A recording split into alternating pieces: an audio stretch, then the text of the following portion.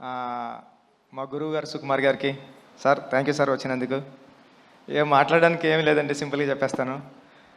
April 30న రానందుకు క్షమించండి, June 4న వస్తున్నందుకు ఆశీర్వదించండి. Thank you so much. Peddi చాలా కమర్షియల్గా ఎమోషనల్ రైడ్ సతీష్ గారు చెప్పినట్టు మీ అందరి హృదయాలకి చాలా దగ్గరగా ఉంటాడు పెద్దిగాడిని హృదయంలో తీసేయడం అంత ఈజీ కాదు. థ్యాంక్ యూ అండి, thank you so much. June 4న నా ప్రేమనంతా చరణ్ సార్ మీద చూద్దరు, కానీ ఈ అవకాశం ఇచ్చిన చరణ్ సార్కి థ్యాంక్ యూ సో మచ్ అండి. Thank you sir. బుచ్చిబాబు గారు, మీరు చూడ్డానికి ఇంత సెట్స్లో ఇంకా వినగా ఉంటాడు, కానీ విశ్వరూపం కూడా ఉంటుంది. బికాజ్ ఒక డైరెక్టర్కి అంత కమాండ్ ఉంటే కానీ చేయలేరు కదా. So there are 2 sides. So డైరెక్టర్గా ఉన్నప్పుడు విశ్వరూపం ఉంటుంది, మళ్ళీ షార్ట్ అయిపోతే ఇలాగే ఉంటాడు. కనిపించని 4వ సింహం 2వ సింహం లాగా సెట్స్లో వేరే బుచ్చిబాబు గారు కనిపిస్తారనమాట. ఓకే, సో ఈ వేదికగా రామ్ చరణ్ గారి ఫ్యాన్స్కి ఏమైనా చెప్పాలి అనుకుంటున్నారా? చరణ్ సార్ని దీంట్లో పెద్ద క్యారెక్టర్లో చరణ్ సార్ని మర్చిపోవడం అంత ఈజీ కదండి.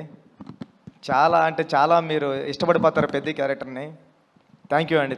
అండ్ చరణ్, ఐ థింక్ మీరు అసలు రై రై రారాలో సాంగ్లో చూస్తుంటే తన ఎనర్జీ చూస్తుంటే అసలు ఏం పెట్టుకున్నాడు బ్రెయిన్లో, ఐ థింక్ అసలు ఏం మ్యాచ్ అవ్వట్లే విజువల్స్. అంటే చూడడానికి కూడా కళ్ళు మ్యాచ్ అవ్వట్లా, అంటే అంత ఎనర్జీతో మూవ్ అవుతున్నాడు తను. అండ్ ఐ థింక్ ఈ సినిమా అనేది తన పర్ఫార్మెన్స్కి ఈ లెవెల్లో, అంటే తనకి ఇక ఎలా చెప్పాలి అంటే, నిజంగా చెప్పాలంటే ఇంతవరకు తన సినిమాల్లో ఈవెన్ నా రంగస్థలంతో సహా వీటన్నిటికన్నా ఇలాంటి పర్ఫార్మెన్స్ మీరు చూస్తుంటారు తను చేసిన పర్ఫార్మెన్స్ అనేది. సో డెఫినెట్గా అంత మంచి ఎక్స్పీరియన్స్ ఉంటుంది తనతో. And thank you Charan and Satish గారికి ఇలాంటి అవకాశం ఇచ్చినందుకు, బుచ్చికి ఇలాంటి అవకాశం ఇచ్చినందుకు, నన్ను ఇందులో ఒక భాగస్వామ్యం చేసినందుకు. ఇంకా చాలా మాట్లాడాల్సి ఉంది, తర్వాత